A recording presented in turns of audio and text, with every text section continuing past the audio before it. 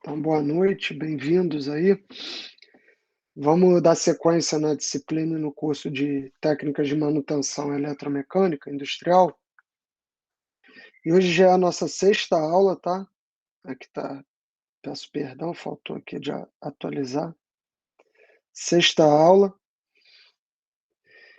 sobre técnicas de manutenção aplicada, né? Então, hoje a gente vai começar a falar de técnicas de operações, de ensaios, de maneiras de conferir ou averiguar se uma peça, um componente, um equipamento está em estado crítico ou se tem alguma não conformidade, alguma coisa que pode diminuir a vida útil dele, algo que já comprometa o desempenho dele.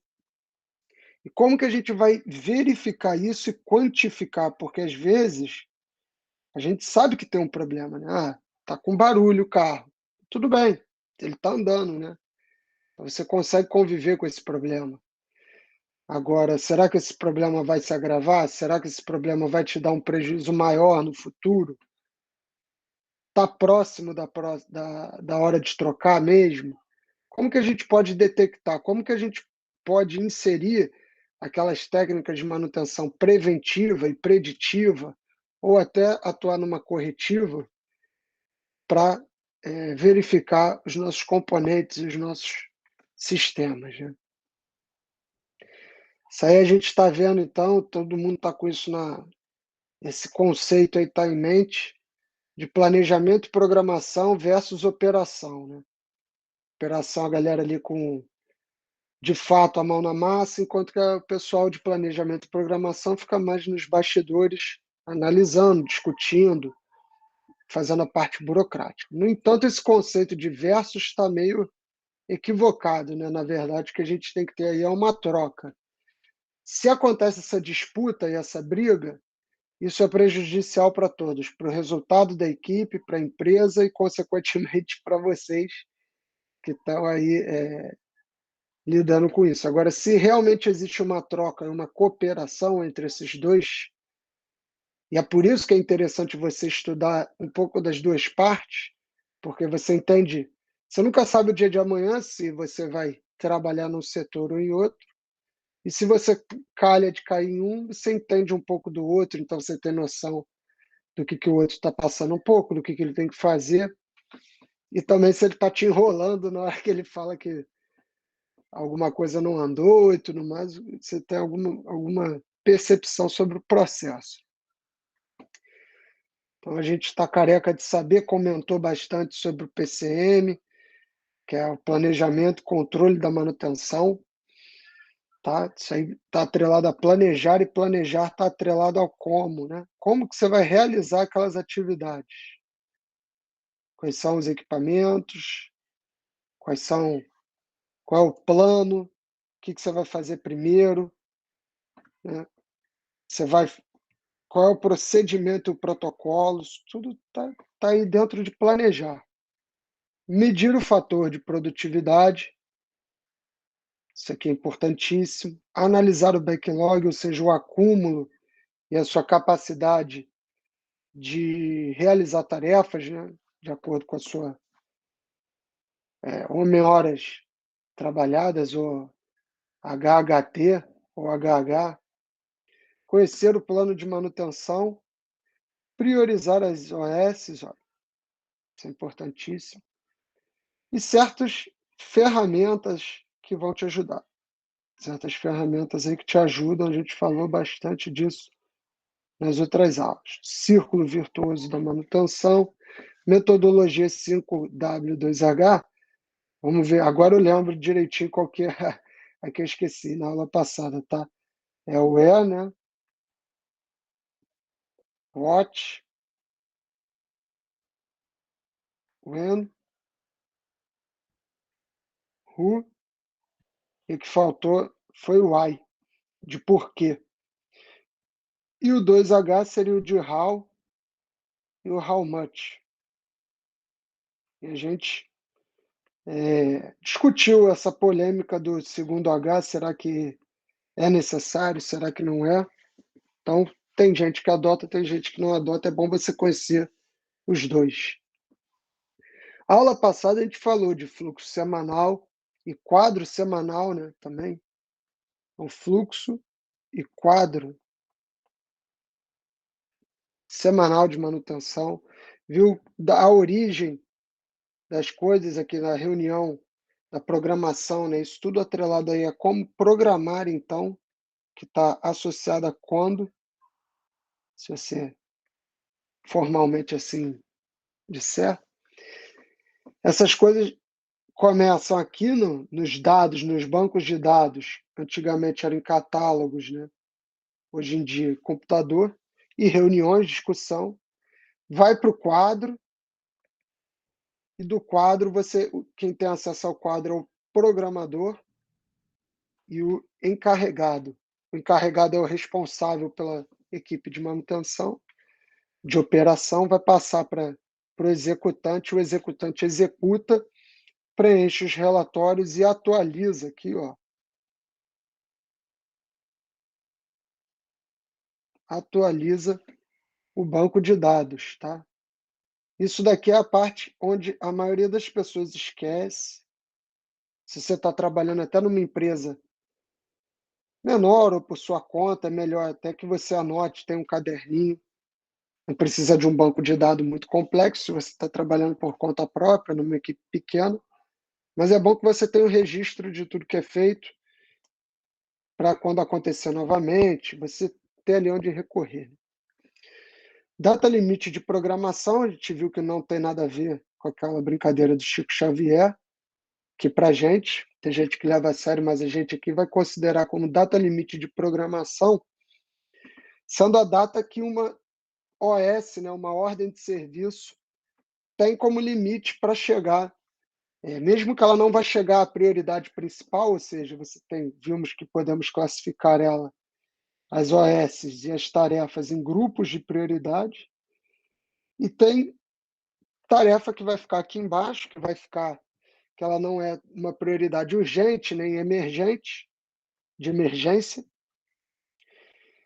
e, e devido ao fluxo de OS que chegam, ela nunca vai subir, ou seja, ela nunca vai ser resolvida. No entanto, isso não é uma atitude muito inteligente, né? Ela precisa, então, de uma data limite para que, embora ela não chegue na prioridade principal aqui em cima, ou não dê tempo de resolver ela precisa, de qualquer maneira, ser executada até aquela data. E isso daí é o que a gente chama de data limite de programação. Falamos da curva S, antes falamos de frequência e período, vimos que um é o inverso do outro, ou seja, a frequência é quantas vezes uma coisa acontece num determinado tempo, e o período aí vai ser quanto tempo uma coisa leva para acontecer uma outra vez, né? O intervalo de tempo entre as repetições, seria isso, tá? Representado por essa equação matemática aqui, bem simples, só para mostrar que um é o inverso do outro. Falamos da curva S, agora sim, curva S, que ela mede o percentual de atividades concluídas, e você tem aqui a da programação, né? E você pode ir comparando com a execução, seria essa aqui pontilhada, onde as tarefas vão começando de acordo com o início do serviço, conforme as equipes vão entrando em ação, essa taxa que ela aumenta e depois tende a diminuir até o final aqui. E você pode ir comparando, né? Se você já teve esse aumento, às vezes você tem até outro, e vendo depois como é que ficou a sua curva S, de acordo com a programação, né? Falamos então também a diferença aí principal, vimos que é diferente, né? A diferença de um histograma para um gráfico de barras.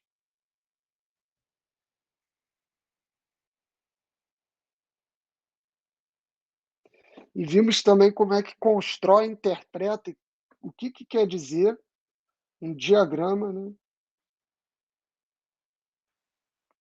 de Pareto.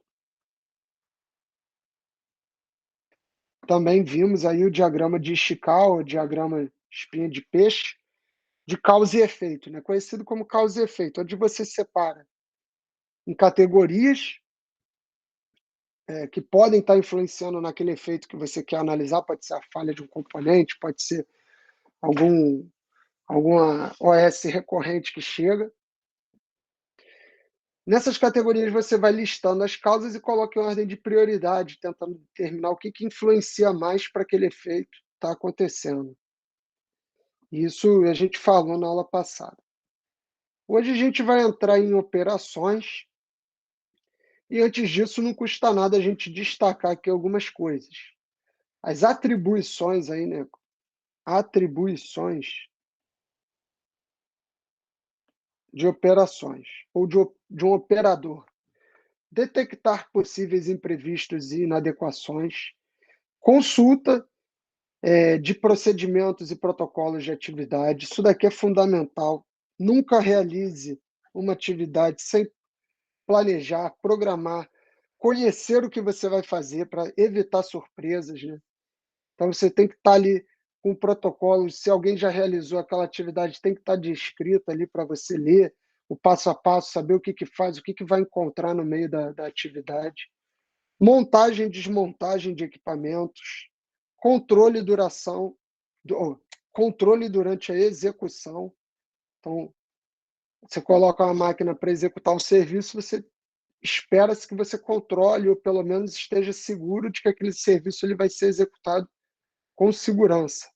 E atenção a acidentes e a integridade de todos, beleza? Não só a sua, mas também a dos seus companheiros, porque se você cuida deles, eles cuidam de você. E o grupo se cuida. Ou deveria ser assim. Para começar, então a gente vai destacar aqui também, não custa nada falar um pouco sobre equipamentos de proteção individual. É claro que antes do equipamento de proteção individual, deve-se priorizar ou levar em consideração os métodos ou atitudes de proteção coletiva. É claro que um método de proteção coletiva vai ser, na maioria dos casos, superior ou melhor para o coletivo do que um equipamento de proteção individual. Veja bem, você tem alguma atividade que tem ali algum risco, algum perigo. Imagina que você tem que distribuir um equipamento para cada operador para prevenir ele desse risco, né? Ou desse problema, desse acidente. E aí, o que que acontece? Acontece que falha, que um falta, que um esquece, que um está sem, e isso abre espaço para o acidente acontecer. Se você atua de forma coletiva, cercando a área, por exemplo, agora ninguém mais passa por aqui, é muito melhor do que você distribuir um capacete para cada um e torcer para a carga não cair na cabeça de ninguém, né. Então pensa direito. Agora, visto que as atitudes de proteção coletiva já foram tomadas e avaliadas, a gente vai falar um pouco desses equipamentos de proteção individual. Capacete principal aí, óculos ou máscara de proteção para os olhos, né, e para a boca também e nariz, ainda mais agora com coronavírus, fundamental estar com, boca e nariz protegidos e tampados. Luva para as mãos, lembrando que existe vários tipos de luvas, então essa daí é para um tipo, tem luva de borracha, tem luva de silicone, tem luva, de camurça, tem luva de couro, tem luva para temperatura, tem luva para mexer com químico que suporta ação de ácidos, tem luva que não derrapa, tem luva que derrapa, então a luva que o médico vai usar para fazer cirurgia em você não é a mesma luva que alguém que trabalha numa obra vai usar para bater marreta, não faz sentido. Então, o equipamento de proteção individual, além dele estar ali, ele tem que ser adequado. Não adianta você estar com a luva para fazer alguma coisa que, às vezes, a luva vai te atrapalhar ao invés de te ajudar. Ou o capacete, o cara está dentro do escritório que não tem nada passando por cima dele, não vai ficar andando de capacete, pensando no dia que vai cair, tropeçar andando, né. Balaclava, para proteger a pele aqui do rosto, do pescoço. Bota antiderrapante, de preferência com uma biqueira de metal para proteger caso caia alguma ferramenta pesada, alguma coisa aí no seu pé, no dedo, né, porque se você isso tudo aqui é pensado, né, eles levantam, fazem as estatísticas lá dos acidentes, onde que é, "Ah, é no pé, mas em qual região do pé, tal, como que foi", e vê quais que são os de maiores incidência e tentam mitigar, né. Então por isso que algumas botas de proteção individual, elas têm uma biqueira de aço, tá, não é para ir fazer vandalismo ou chutar os outros na rua, é para se proteger no trabalho. Macacão aí para terminar, você está completamente protegido e uniformizado. E um cinto de segurança também se estiver trabalhando em altura, se estiver trabalhando com movimento, né, alguma coisa para você estar sempre, de preferência, com 2 ganchos, enquanto um se movimenta, o outro está preso, então você nunca solta os 2 ao mesmo tempo.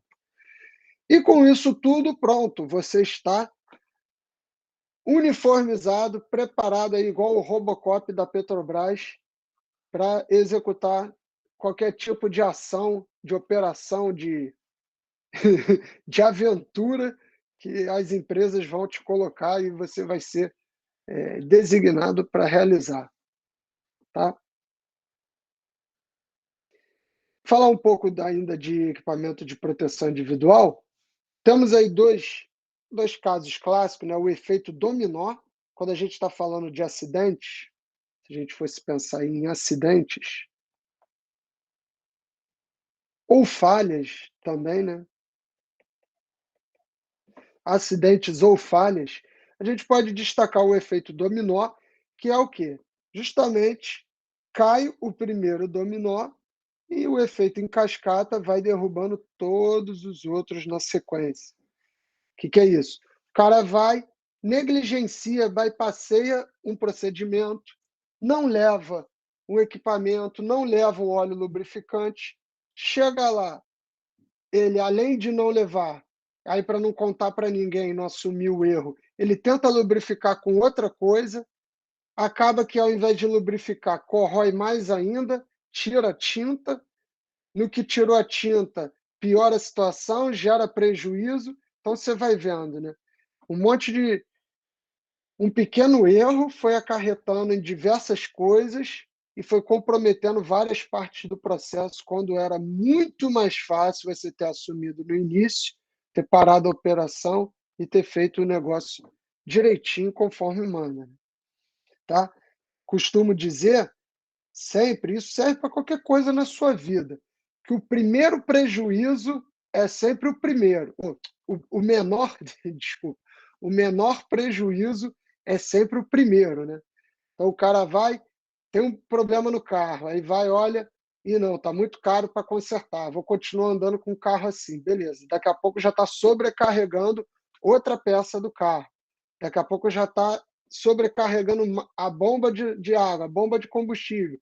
Quando vê, o problema estourou 3, 4, 5 componentes, você está sem carro, no dia seguinte precisa do carro, né, a viatura do comandante nunca pode parar, você não vai ficar sem a sua motinha, sem o seu carrinho, sem o seu transporte, se você tiver, depois que você se acostumou, você não quer andar mais sem ele, e aí você foi pego de surpresa, né.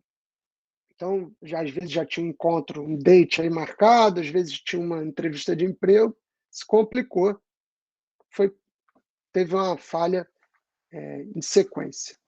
E a segunda coisa é a teoria do queijo suíço, né, o queijo suíço é porque ele é todo furado, e imagina que o queijo suíço ele está rodando, em torno desse eixo aqui, né, o queijo suíço está rodando, e as falhas, os acidentes, os defeitos, eles vão tentar passar. Então eles vão tentar passar, vem e bate no queijo, não passa. O outro vem, bate no queijo, não passa.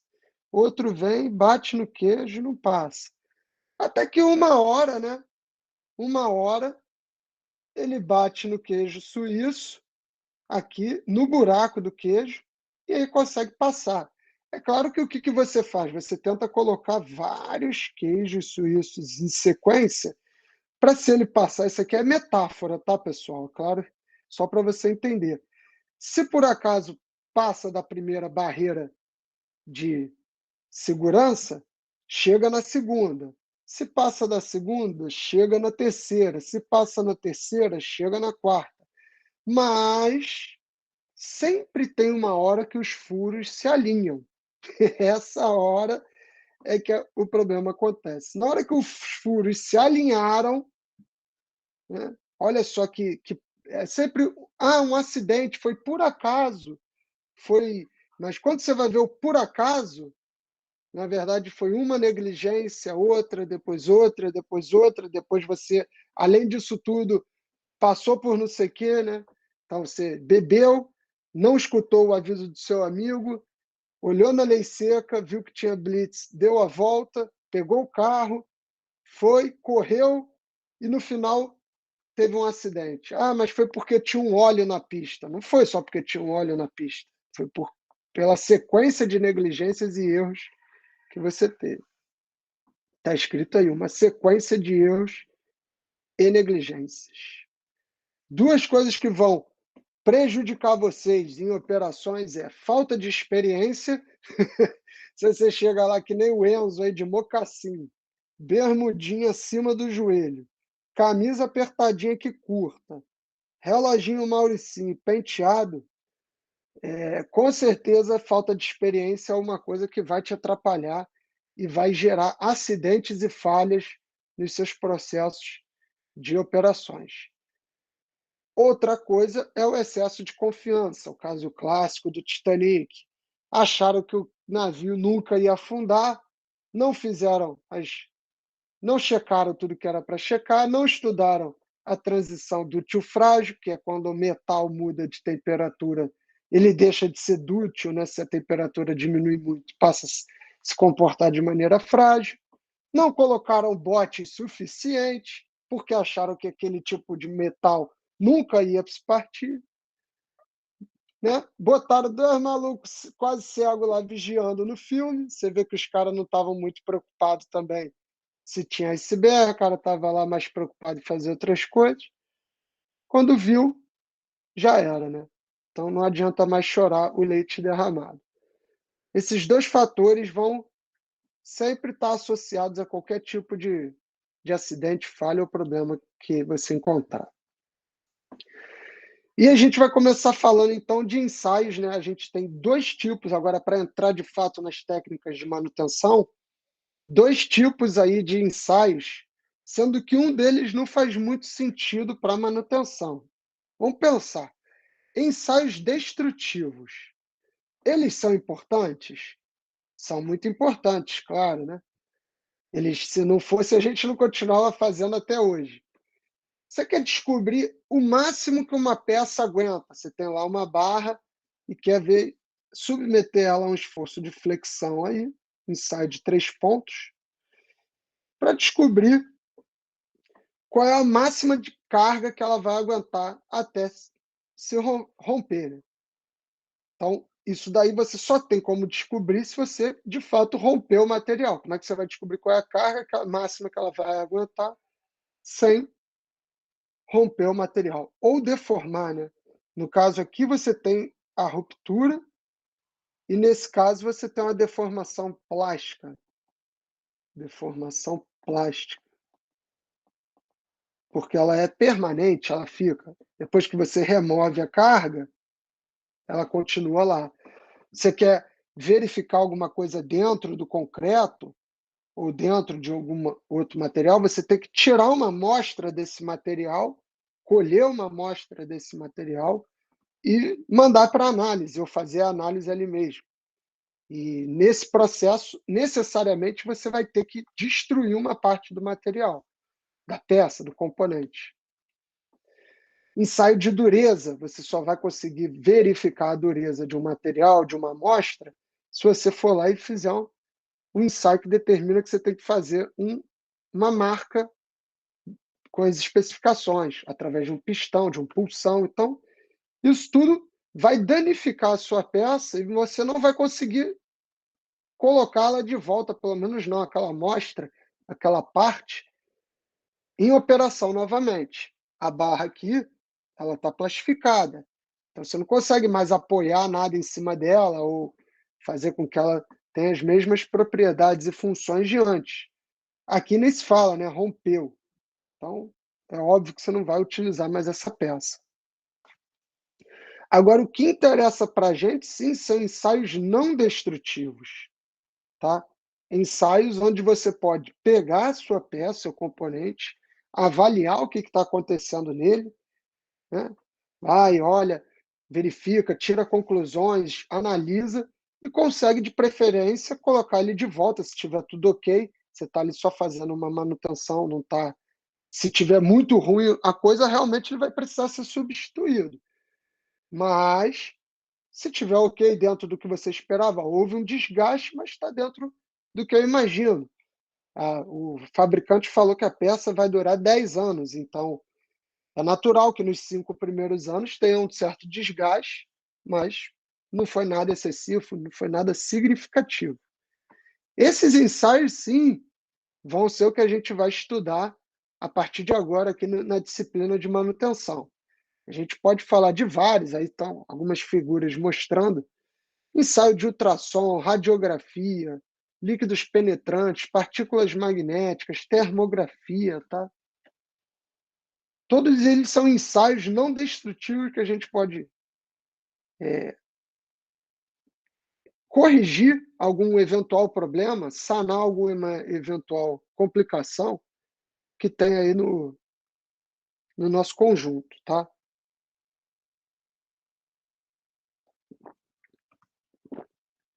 Então, beleza. Aí um rápido resumo do que a gente vai ver. Como a gente tem hoje em dia as coisas tendem a caminhar juntas, os componentes mecânicos e elétricos, né, então por isso que a gente chama de eletromecânica, porque por mais que você tenha ali um componente mecânico, como um carro, um motor, eixos, rodas, ele precisa de uma bateria para uma série de sensores, de outros dispositivos que vão precisar ali de coisas elétricas. Às vezes você tem um liquidificador que vai exercer um trabalho mecânico ali de giro e corte de fruta, do que for que você está colocando ali para bater, mas ele está ligado na tomada. Você tem liquidificador que você gira uma manivela e ele roda ali a hélice. Mas o ideal é que o mais comum é que você hoje em dia ligue na tomada, aperte o botão e ele vai funcionar. Então repara que ele tem tanto energia mecânica quanto energia elétrica, né? Tem propriedades mecânicas e elétricas. E a gente vai analisar um pouco de cada uma com aquela visão reducionista, separar as coisas para analisar uma por uma de forma mais clara. Ao longo aí dessas semanas, vamos ver esses tópicos que estão aí mostrados, como alinhamento de eixos, análise de vibrações, acústicas, ultrassom, termografia, radiografia, análise de óleos lubrificantes, líquidos penetrantes, boroscopia, partículas magnéticas e correntes parasitas. Esses são ensaios mecânicos não destrutivos ou técnicas não destrutivas de manutenção que a gente vai estudar a partir de agora. Depois a gente vai ver a parte elétrica separada, mas lembrando que está tudo interligado, com essa parte aí de transformadores, quadros, geradores e chaves, né? E estações e subestações também. Esse vai ser o nosso escopo, tudo bem? Hoje a gente vai começar então pela parte mecânica, vamos focar aí nesses três procedimentos, três técnicas que a gente está vendo aí, de alinhamento de eixo, análise de vibração e acústica. Acho que é o começo aí da mecânica para a gente se situar. Alinhamento de eixos, olha aí. Tem que lembrar tem que saber, isso é importante, que o alinhamento de eixo é um processo estático. O que que isso quer dizer? Quer dizer que ele não é, ou seja, que ele é diferente de dinâmico. Ou seja, a gente consegue fazer esse alinhamento com as coisas paradas. A gente não precisa ter as coisas em movimento, um eixo, um rolamento, uma peça aí andando ou girando para fazer o alinhamento ou corrigir o desalinhamento, né? Você tem uma máquina rotativa, um motor, e repara que o apoio, os elementos de apoio dele não estão alinhados. Isso daqui é o desalinhamento, diferente de como a gente vai ver daqui a pouco, mas não confundir com desbalanceamento, tá? Isso é muito importante também você diferenciar. Desalinhamento é diferente do desbalanceamento.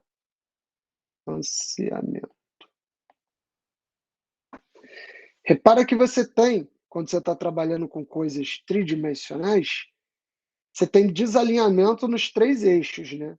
Você tem desalinhamento assim, né, como se fosse na horizontal, desalinhamento na vertical e teria também o desalinhamento frontal, que não precisa representar aí. Então, isso aqui poderia estar para um lado e para o outro, seria um desalinhamento horizontal em relação a esse ponto aqui, ou para cima e para baixo, como está mostrado aí, seria um desalinhamento vertical em relação a esse ponto, tá? Quando você tem equipamentos mais complexos, como uma turbina, está mostrado à direita, aí é interessante que você use um relógio comparador, um equipamento mais preciso, para ter essa noção de desalinhamento aí dos dois dos pontos de apoio ou das bases. Tinha falado que o desalinhamento pode ser paralelo, sendo ele vertical ou horizontal, e ele pode ser angular, né? Quando ao invés de agora ter um desalinhamento paralelo, você tem uma angulação bem definida aí entre, entre as duas partes, né? Ou as duas peças, assim por dizer. Se esses dois eixos tivessem que estar acoplados, é claro que aqui está exagerado, mas o ideal seria que eles estivessem paralelos. E não tem, né? Não estão. Aqui está paralelo, mas tem um desalinhamento vertical ou horizontal. Aqui não está paralelo. Então você consegue chamar isso de desalinhamento angular. E na verdade, só voltando aqui, o que a gente tem mesmo é o desalinhamento misto, tá? Na realidade, quando você vai trabalhar lá na rua, na fábrica, você tem um pouco dos dois e é claro que um vai ser predominante, um vai ser mais agravado do que o outro. E é claro que quando você detecta que beleza, aqui a gente conseguiu detectar, está visível, ó, tem um desalinhamento paralelo vertical aqui que dá para ver só de olhar. Então aquele ali tem que ser o primeiro a ser mitigado, o primeiro a ser sanado. Depois você vai para os outros que estão influenciando menos o processo, né. Você consegue ver então que muitas das vezes o equipamento que está sofrendo a a carga não é às vezes o que está desalinhado, porque isso está refletindo como efeito em outro equipamento. Você vê aí um eixo, repara esse eixo aqui, está girando, né. Então você tem o eixo. O eixo está girando, no sentido aí anti-horário. Se ele estiver desalinhado, ele vai começar a exercer esforços excessivos nos componentes que estão ali apoiando ele, no caso, o rolamento, o mancal. Essa figura está mostrando o rolamento. Repara como é que a imagem deixa bem claro que a temperatura está elevada pelo esforço aí de giro do eixo. E o que que acontece? O primeiro componente a falhar aqui seria o rolamento. Ou no caso do carro, se você tem o eixo desbalanceado, você começa, desalinhado, você começa a gastar o pneu, gastar uma mola, gastar uma suspensão. E o que que vai quebrar aqui primeiro? Não é o eixo que está desalinhado, é a mola, é o pneu que vai desgastar. Nesse caso, é o rolamento. E você vai lá e troca, poxa, né? Quebrou o rolamento, eu vou trocar o rolamento, vou comprar um rolamento novo. Passa um tempo e ele quebra de novo. Passa mais um tempo, ele quebra de novo. E você fala, alguma coisa está errado, está acontecendo porque está quebrando muito antes do que era para quebrar. Está desgastando o meu pneu muito antes do que era para desgastar. Então, quando você vai ver, não era por causa do pneu ou do rolamento, era por causa do eixo que estava desalinhado e estava exercendo esforços que não eram para acontecer daquela maneira. Como que você pode, então, alinhar o eixo se ele estiver desalinhado, né? Olha, a alternativa que a gente tem básica, claro que você pode tem hoje em dia você tem tudo, você tem máquinas que você controla a altura, tipo aquelas camas de hospital que vai elevando e diminuindo, muda a angulação, muda tudo para o paciente ficar confortável ou para o médico, enfermeiro, técnico conseguir trabalhar no paciente. Se você vai para o chão de fábrica mais simples, você tem aí os macaquinhos para fazer o ajuste horizontal. Os macaquinhos, lembrando que ele nada mais é do que um parafuso, uma rosca de transmissão. Você vai girar ali uma extremidade e ele vai andar para frente ou para trás com esse eixo aqui, com essa guia, fazendo com que essa bomba, esse motor, ou o que for, ande, né, na horizontal, para lá e para cá. Mas o interessante é que geralmente eles estão em quatro, né? Você tem aqui uma vista superior, seria algo assim. E aí você tem quatro macaquinhos aqui para regular esse movimento, né? E a recomendação é que você aperte ou afrouxe os macaquinhos em cruz, sempre em cruz, tudo bem? Então vai mexer nesse e nesse. Depois você mexe nesse e nesse. Ao mesmo tempo, né? Dois ao mesmo tempo, para não desalinhar mais ainda, e em cruz. Porque se você tentar fazer os quatro, um de cada vez, você vai ver que vai ter dificuldade de, de manter ali o alinhamento quando você vai acabar alinhando, vai acabar mexendo mais em um do que no outro. Enquanto que se você faz em cruz, você tem mais capacidade de controle. Na vertical, você vai colocando calço, né? Um lado está mais elevado do que o outro. Então, coloca calço, depois coloca mais um pouco. Está aqui representado, tá? Instrumentos para medir o desalinhamento, pode ser feito com uma régua, pode ser feito com relógio comparador, calibrador de folgas, também é possível. E acho que o elemento mais comum seria o nível, onde essa bolinha aqui, essa bolha de ar, deve estar contida aqui nesse intervalo para garantir que está alinhado com o chão. Isso é muito utilizado quando você quer alinhar, deixar ele paralelo ao chão, ou a superfície que está apoiada no chão. Esse instrumento aqui é muito utilizado, tá?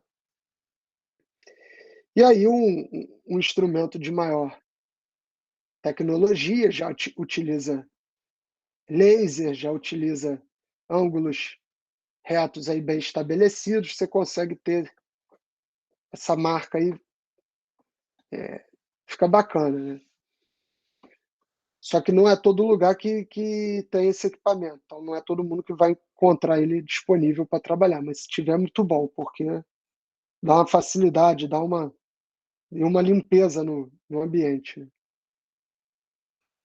Análise de vibrações, passando aí para o nosso segundo ponto de técnicas de operação aí. Agora sim a gente vai falar do eixo desbalanceado e lembrar que é um processo dinâmico. Lembrar que desbalanceamento é um processo dinâmico. Acho que as duas imagens aí mostram, repara que esses esses apoios aqui, eles estão alinhados. Não tem problema nenhum aqui com eles. O eixo, né, tá alinhadinho aqui. Agora, se por acaso ele tiver uma massa a mais de um lado, ou um defeito, né, já perdeu uma peça aí do outro, causando um desbalanceamento, ou seja, um excesso ou uma falta de massa, um lado em comparação com o outro, aí sim você tem esses efeitos que estão sendo mostrados aí, e você enxerga isso quando o eixo está girando, ou seja, está em movimento, por isso que chama de processo dinâmico. As causas estão aí, ó, poeira, desgaste, sobrecarga, alinhamento ou desalinhamento, né?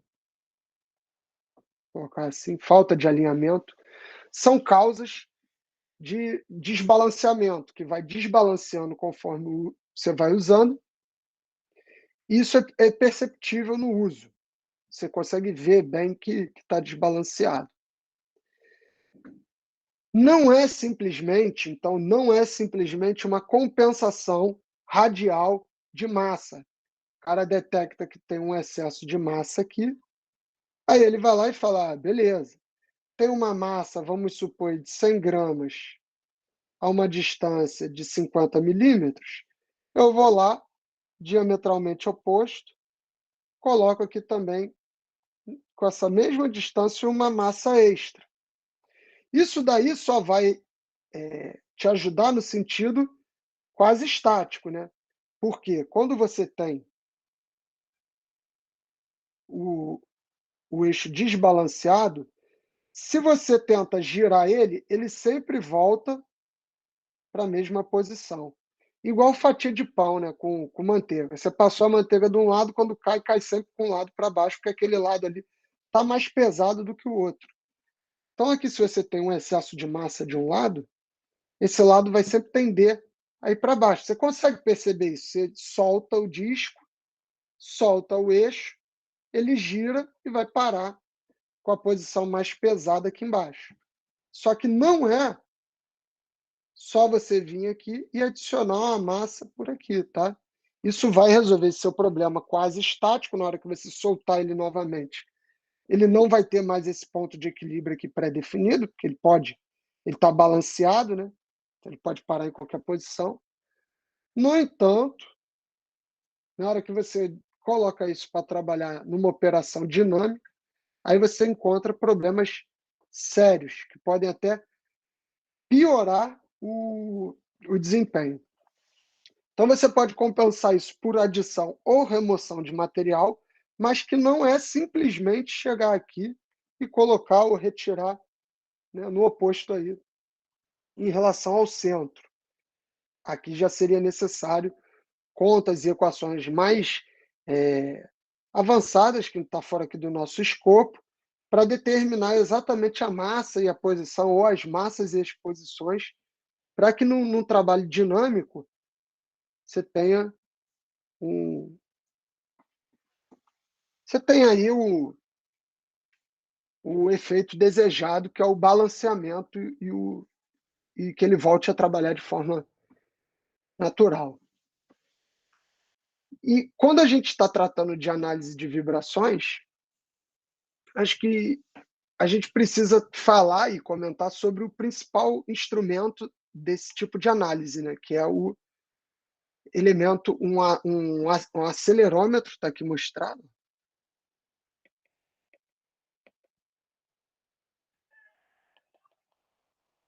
É um instrumentinho, aqui dentro vai um cristal piezoelétrico, tá?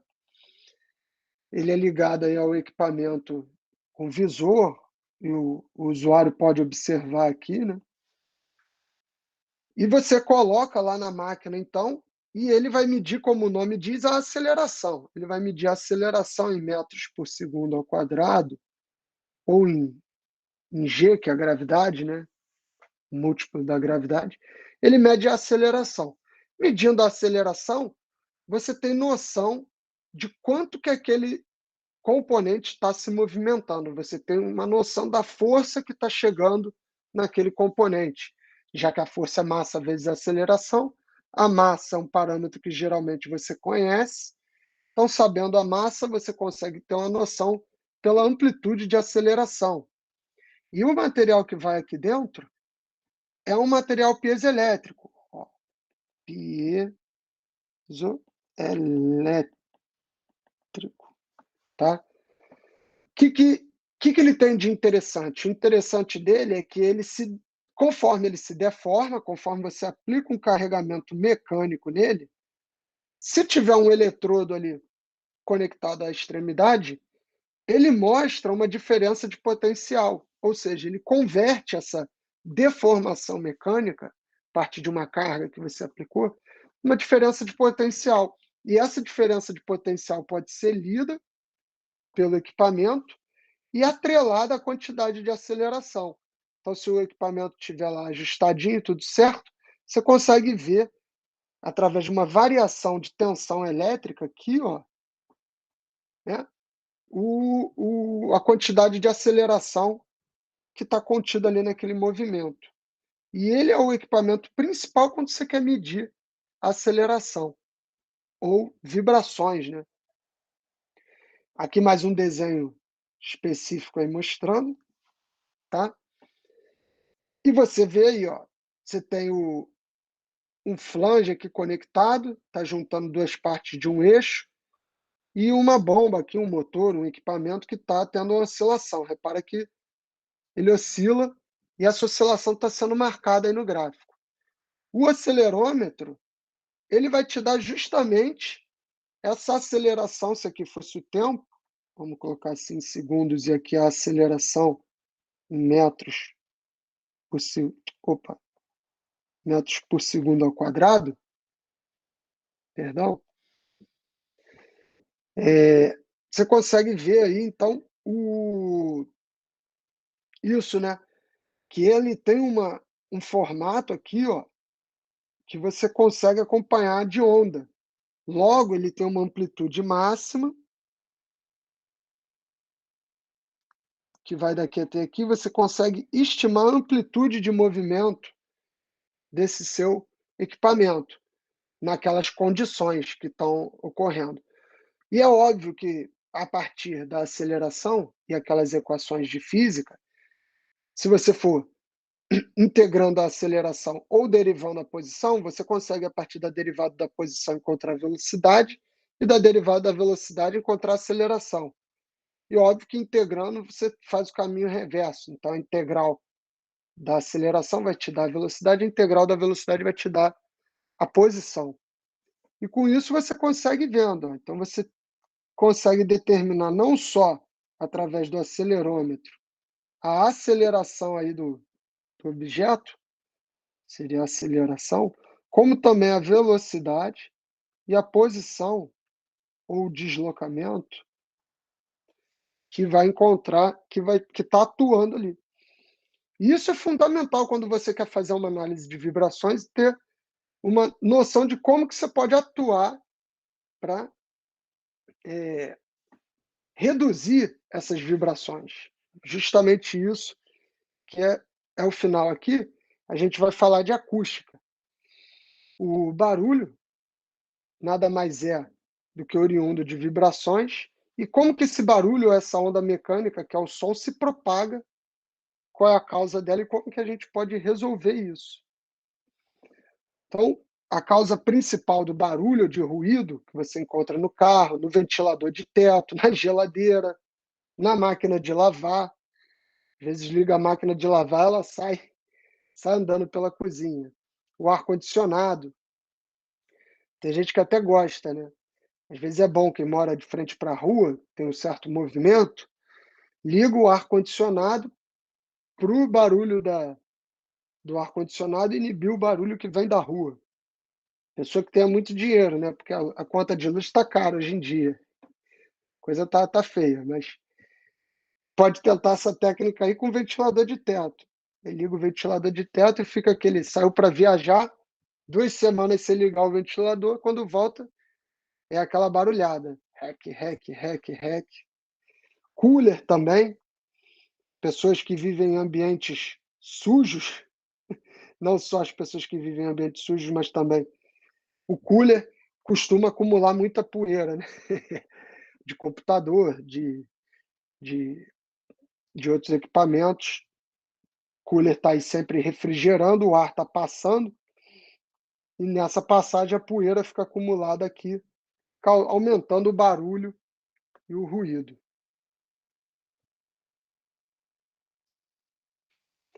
Propagação de onda, então, onde que isso é importante? Onde que você vai ter um estudo de acústica também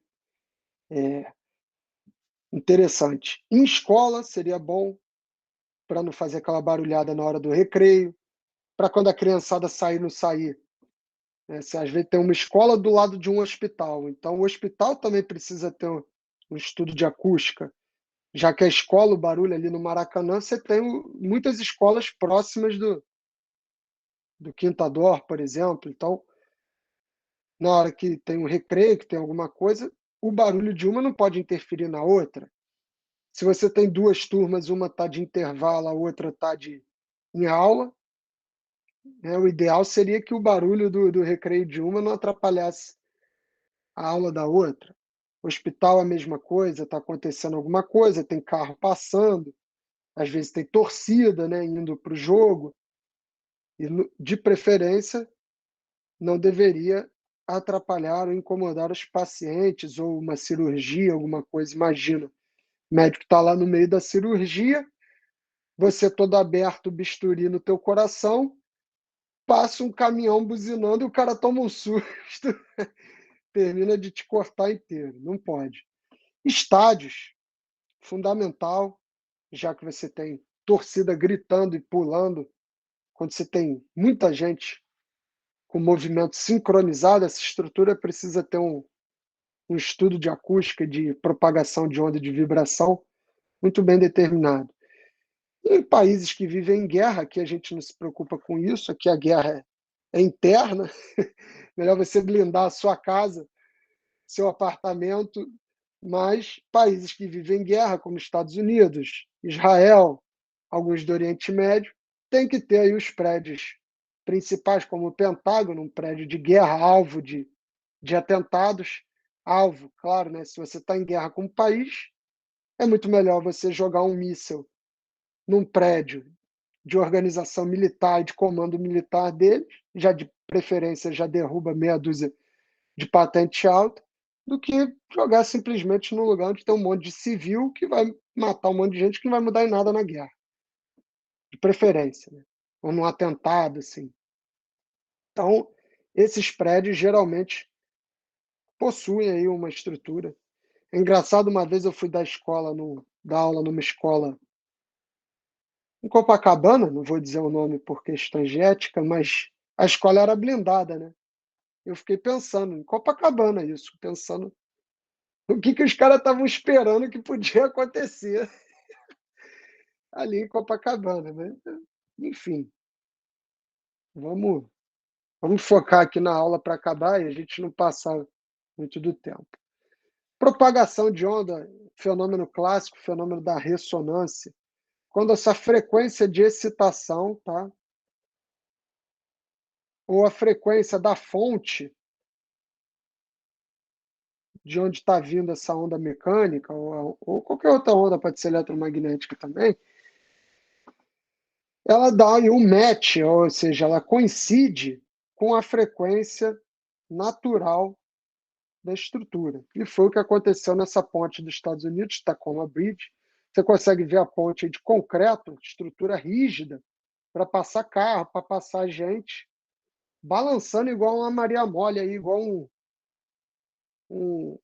um objeto, uma borracha, né? E isso aconteceu devido aos ventos. E a ponte, óbvio, caiu. Primeiro ela foi interditada e depois ela foi destruída, né, pelo vento. Conforme a frequência, repara que não é a intensidade, não é se é forte, se é fraco. Muito mais do que isso é a frequência, né? Quando a frequência do vento encontra aquela frequência da estrutura, você tem esse fenômeno da ressonância. Quando ela se aproxima da. É assim que, por exemplo, uma cantora consegue quebrar um copo ou vidro de uma janela sem encostar na janela.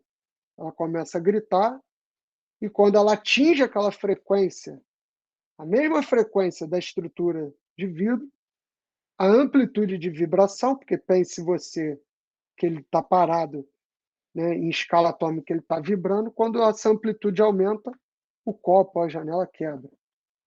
E por aí vai. Esse é o fenômeno da ressonância, que faz justamente isso, né? Que está mostrado aí, faz a amplitude ela aumenta bastante quando você está próximo, quando a frequência de excitação está próxima dessa frequência natural.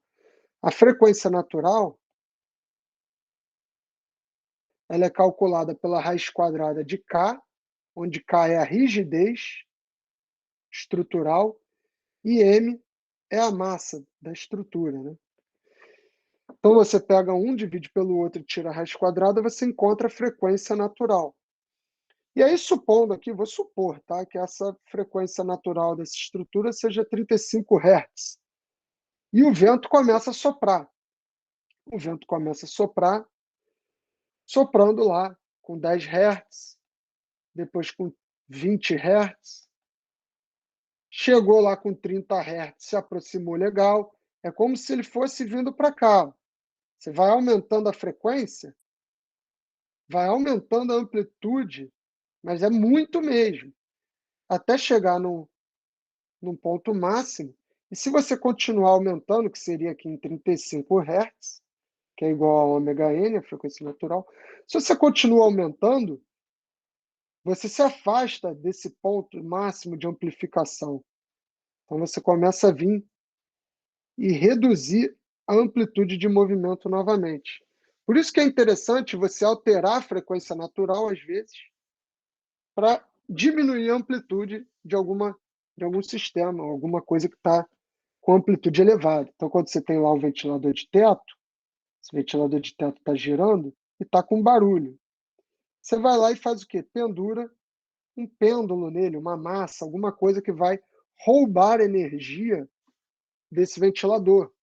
Você adiciona isso daqui, é adicionar um novo grau de liberdade, um segundo grau de liberdade, uma segunda massa. Você pode alterar a frequência natural, e é isso que está mostrando aqui. Ó. Quando você muda a frequência natural, mudando a massa ou a rigidez, como é que você muda a massa? Você pode colocar, né, vai lá, pega uma massinha, janela está vibrando muito, pega uma massinha, coloca no meio dela. Mudou a massa, mudou a frequência natural, vai perceber que ela agora, com a passagem do carro, não vibra mais tanto como antes.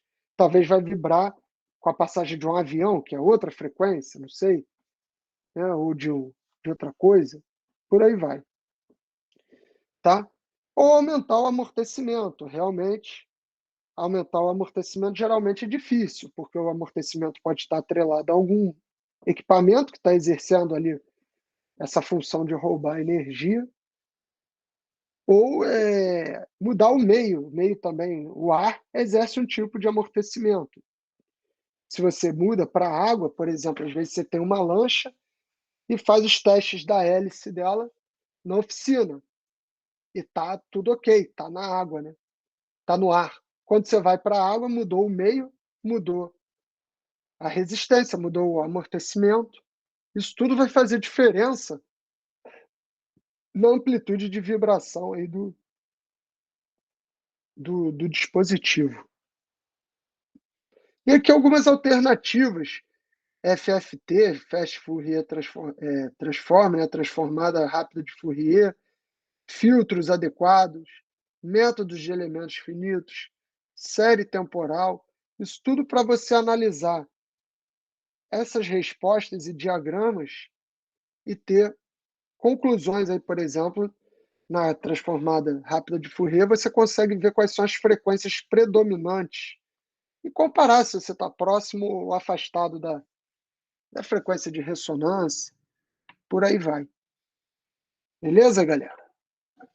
Eu acho que a gente fica por aqui hoje, está de bom tamanho, a gente falou bastante, deu a introdução aí das técnicas, e na aula que vem a gente dá continuidade para não estender muito aqui.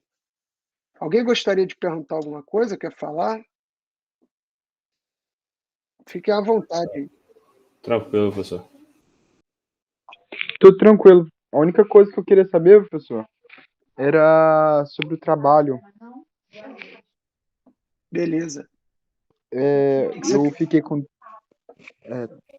lá nas orientações, o senhor deixou algumas perguntas que o senhor deixou como orientação para fazer, só que a minha pergunta é que eu queria saber se aquelas orientações elas devem exclusivamente aparecer nos slides ou elas só servem como um horizonte para a gente, elas ficam ocultas na nossa escrita e lá no trabalho. Tá certo. Deixa eu ver se eu entendi, Alex. Acho que não fica elegante você colocar diretamente aquela pergunta lá e responder ela assim, objetivamente, né? Então, quais são os tipos? Aí você vai lá, tem o tipo tal, A, B, C e D. Não ficaria legal, né? Aí pergunta número 2, onde que é usado? É usado em tal lugar. Não é um formulário. Então, são perguntas para te guiar. A sua apresentação deve responder aquelas perguntas, né? E mais um pouco, se você quiser estender. Então, aquilo ali é o que vai ser avaliado. Eu vou olhar se você respondeu aquilo lá e se você desenvolveu o tema. Aquilo ali vai servir para te guiar, uma base para você começar e depois você vai explorando, pode ir se aprofundando.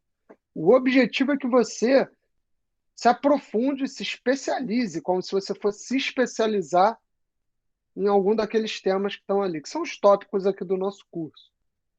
Então, você, sei lá, como se você tivesse terminado aqui a disciplina de manutenção e tivesse que fazer uma extensão aí, se especializar em alguma coisa que você gostou mais.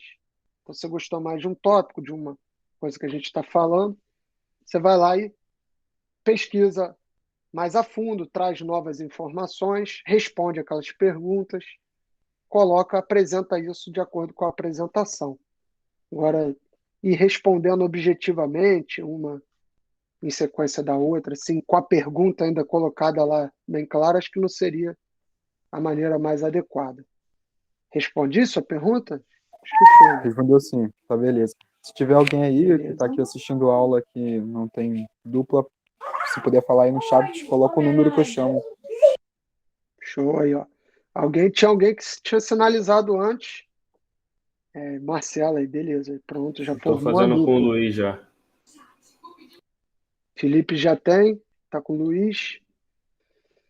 Então o Marcelo pode juntar aí com o Alex, se vocês estiverem sem dupla, estiverem ok, e formem aí um grupo. Show. Então, beleza. Pessoal, mais alguém quer falar alguma coisa, tirar alguma dúvida? Fiquem à vontade, tá? Não deixem para fazer de última hora. E qualquer dúvida, mandem mensagem lá que eu acompanho. Falou?